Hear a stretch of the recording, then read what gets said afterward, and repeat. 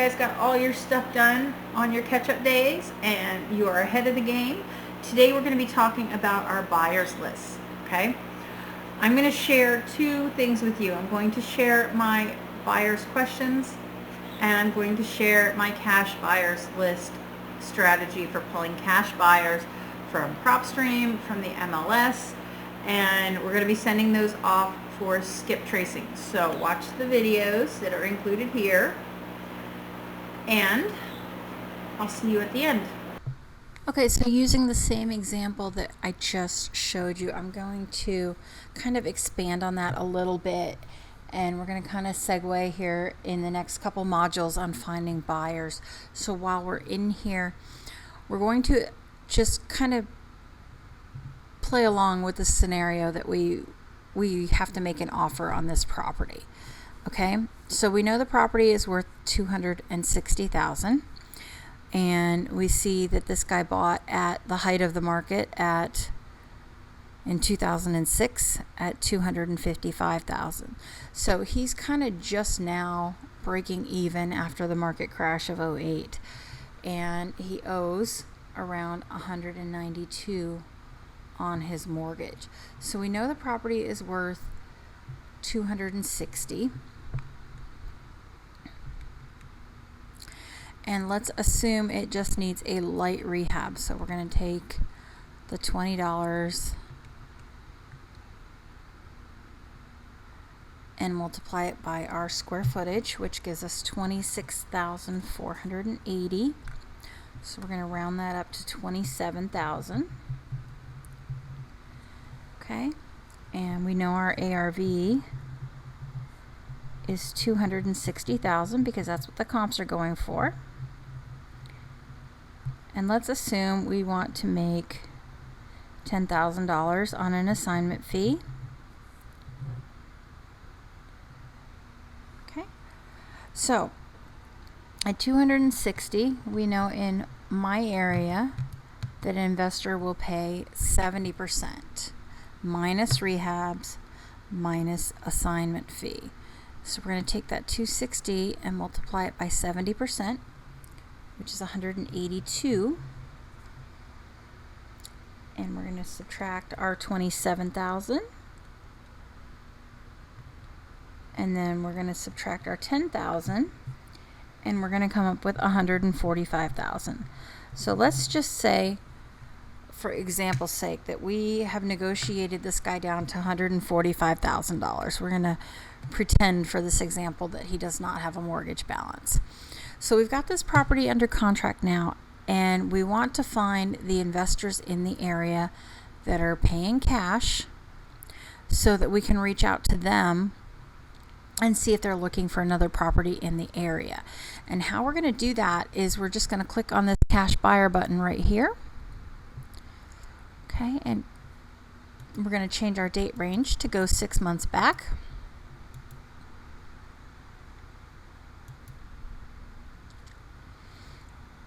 And these are our cash buyers right here. So we would look at the details of these properties.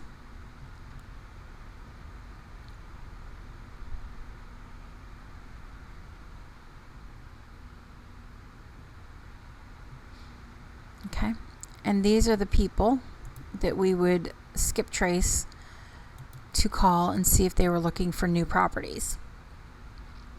Let's find one that's not a corporation.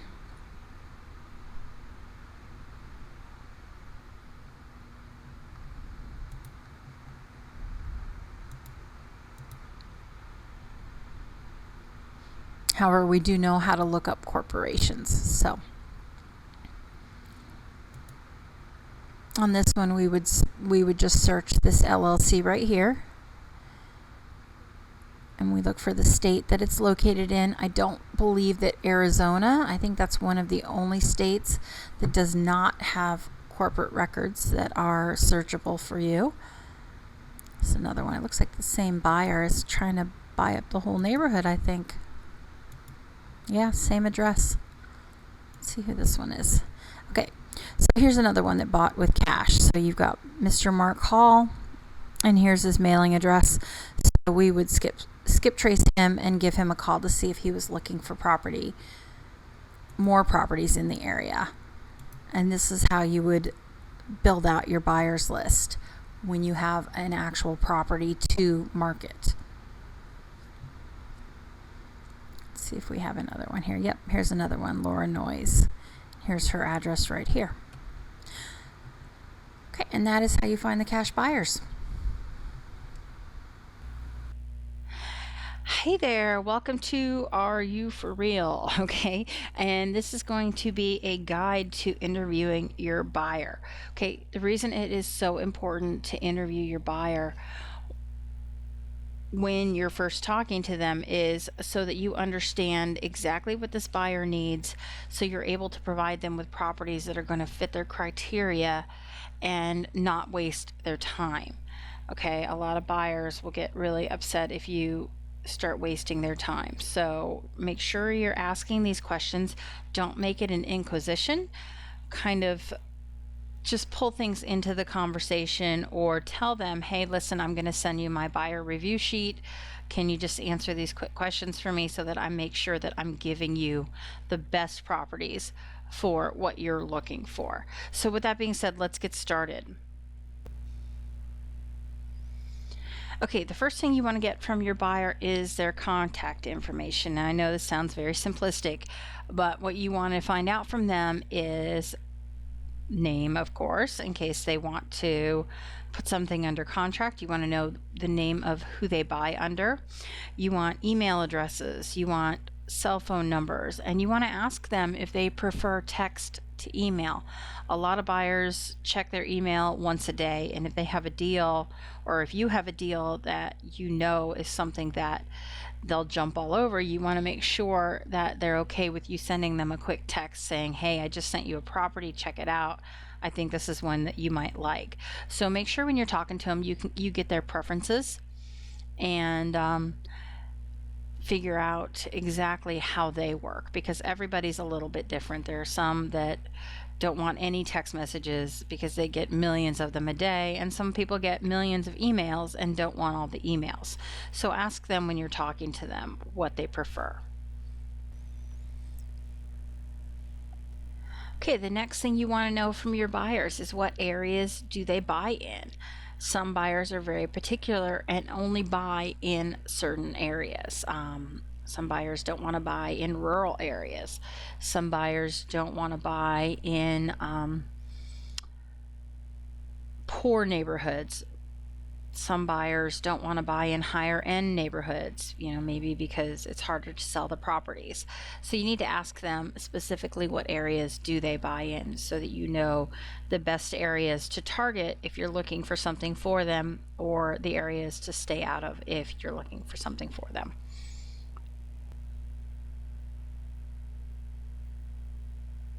Okay, the next thing you're going to be asking your buyer is what area will they not buy in.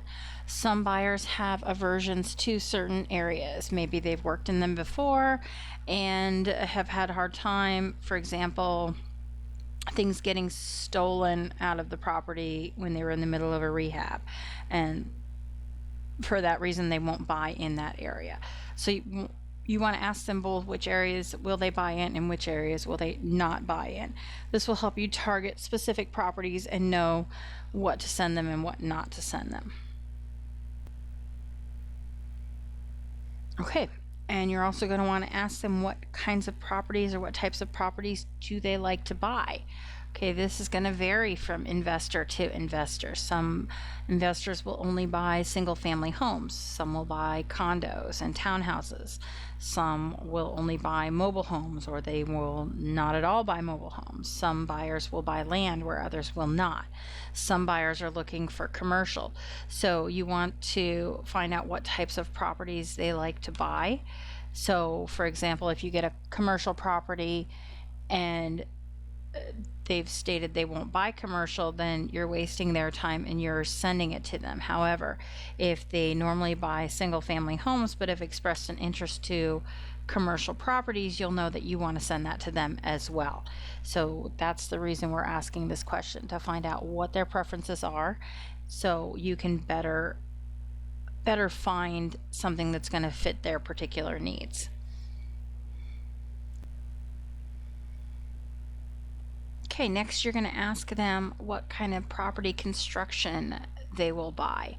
Some buyers will not buy wood frame houses, as you have more issues with things like termites and wood rot and those types of things. So a lot of buyers will only want to stick with concrete block construction. So you want to ask that up front so you know what you're looking for.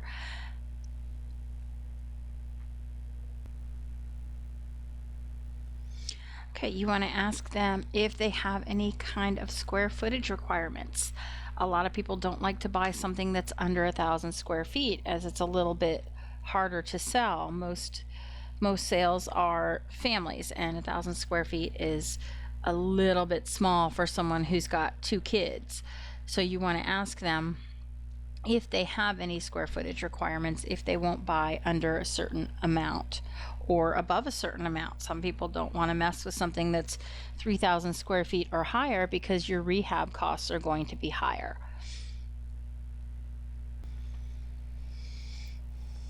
Okay, and bedrooms and bathrooms, you want to ask them if they have minimums for those. Most small families want a 3-bedroom, 2-bath. Okay, if you're dealing with a single person, maybe they want a 2-bedroom, 1-bath. But for the most part, the sales are more common for 3-bedroom, 2-baths. Now, if you have a 2-bedroom, 1-bath that has a lot of room, and you can add a 2nd bedroom or add a 2nd bath, which is going to increase the value of the property, that would be a completely separate issue, and you could discuss that with your buyer. However, a lot of buyers will have minimum bed and bath requirements that they're looking for when they're purchasing a property to flip or a property to rent, because of the fact that it just gets a little bit easier if you have more bedrooms and more bathrooms.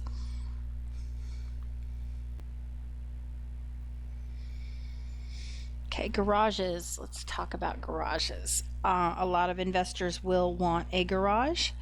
Some investors don't care either way. When you are looking at a property, for example, if it has a carport that can be turned into a garage, that will add extra value to the property. If you have a homeowner who has turned their garage into a living room, you need to see if it's something that can be converted back to a garage. These are all buyer discretion property or requirements, and it just depends on what they like and what they don't like. So you're better off asking up front than sending them 14 properties for them to say, well, you never sent me one, it didn't have a garage. So make sure you're knowing that up front, and your buyer will be much happier for it. Okay, in some states, especially here in Florida, probably about half of the properties have a swimming pool. Okay, there's a lot of extra issues that come when there's a swimming pool involved. Sometimes, or most of the time, if the seller has not been taking care of the pool, it may be an additional several $1,000s to have that pool resurfaced. So you need to talk to your buyer up front and ask them if they're looking for properties with pools or if they try to stay away from properties with pools, as it can be a much bigger expense to have to redo the pool.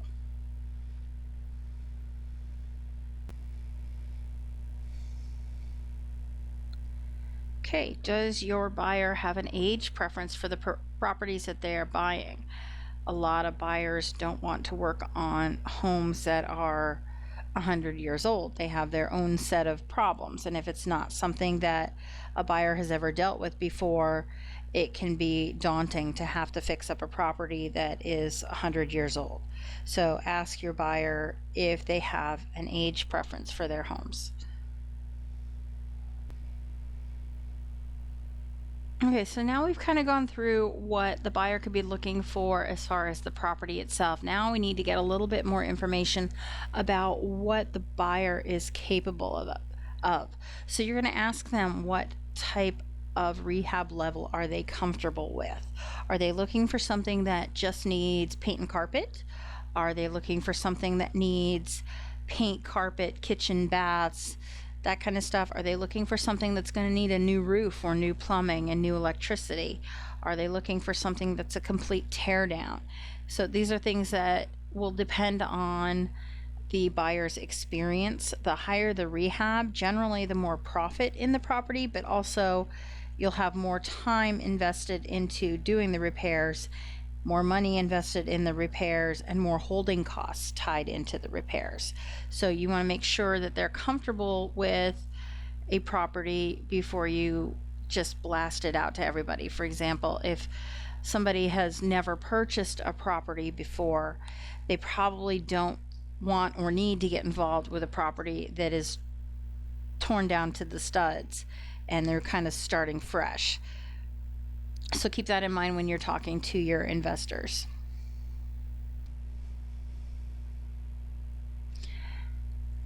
Okay, so here is the deal with major issues. For example, here in Florida, we have sinkholes, and everywhere there are properties with fire damage.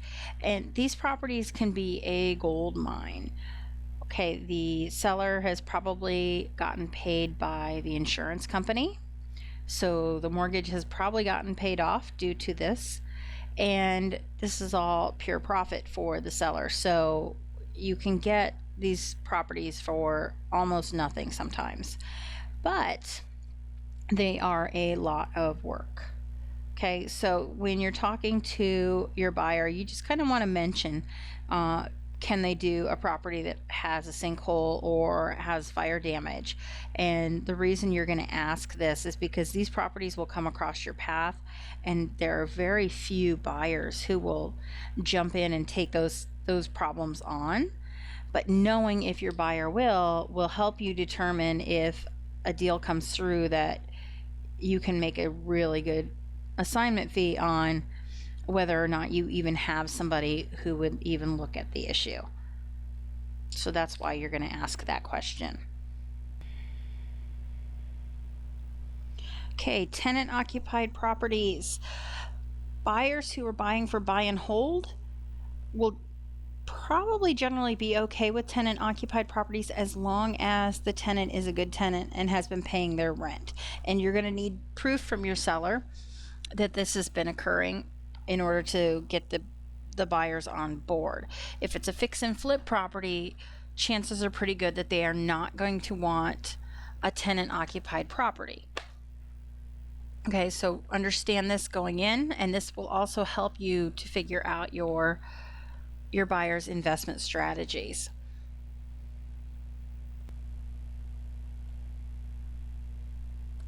Okay, the next thing we're going to ask them is, what are their deal breakers? Okay, everybody has a different thing that is a deal breaker for them. Some deal breakers might be frame, some might be an area, some might be bed and bath, some might be square footage. It's going to depend on the individual investor, what they're looking for, what their deal breakers are. So it's up to you to find out ahead of time what those deal breakers are. Okay, and we're going to next ask them, what is their investment strategy? Some buyers want fix and flip, some want buy and hold, some are only looking for deals that they can do subject to the existing financing. Some are only looking for deals that they can do a lease option on, and this is all going to make a difference when you start running your numbers. So it's better to know up front what their strategy is and move forward from there with them.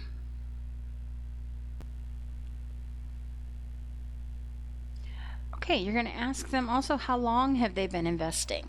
This is going to be a big indicator to you as to what their experience level is and what types of deals they can handle.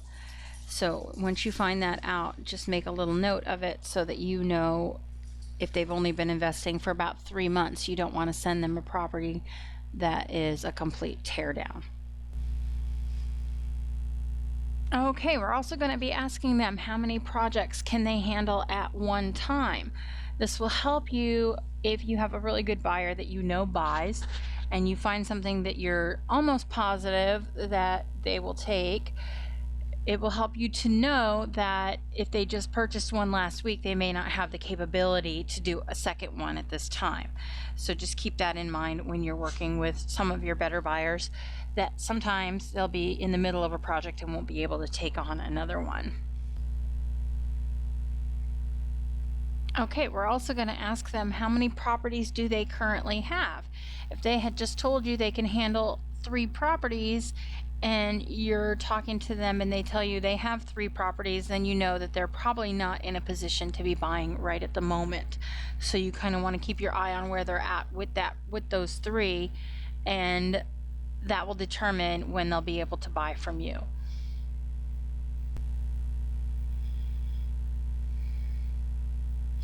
Okay, so we're also going to be asking them if they're using cash, hard money, or private money to close on their deals. And the reason you're going to ask this is so if you have an issue pop up where you have a very short closing date, for example, if you have something that needs to be closed in 3 days, or your buyer walks and you need to find another buyer very quickly, you don't want to try and find that buyer who's going to be using a hard money loan. Okay, because that's going to take a little bit more time to close. If somebody is using private money, it's going to take a couple extra days most likely for them to get an appraisal or something of that nature. If they're using cash, then they would be able to close immediately. So keep that in mind when you're talking to these buyers. That will help you get a feel for who you have in your list that could jump in and kind of save the day if something happens with your buyer. Okay, the last thing you're going to ask them is if they are currently looking for a property. This will let you know that this is a buyer who is ready and able to move forward very, very quickly. So you want to find out if they're looking and how quickly they can close. Okay, we're back. I know that was a lot. So when you're talking to these buyers, I don't want you to grill them. This is not a job interview. Those questions are things you need to know. Those questions are not things that you need to play 20 questions with them in the first conversation. These are things that you need to build up as you talk to them, okay? They're going to get put off a little bit if you just drill them with questions the first time you talk to them. If you can get all the information out and it's more of a conversation, that's fantastic. If you can't, then, get it over a period of a couple weeks as you're talking to them, okay? A lot of them are going to want to just kind of pat you on the head and say, just bring me a good deal. But you need to kind of combat that with what you classify as a good deal and then start your questions. Okay, I've gone through worked with many buyers in my career where the first conversation they said, well, just bring me a good deal and I'll buy it. Well, that's bull.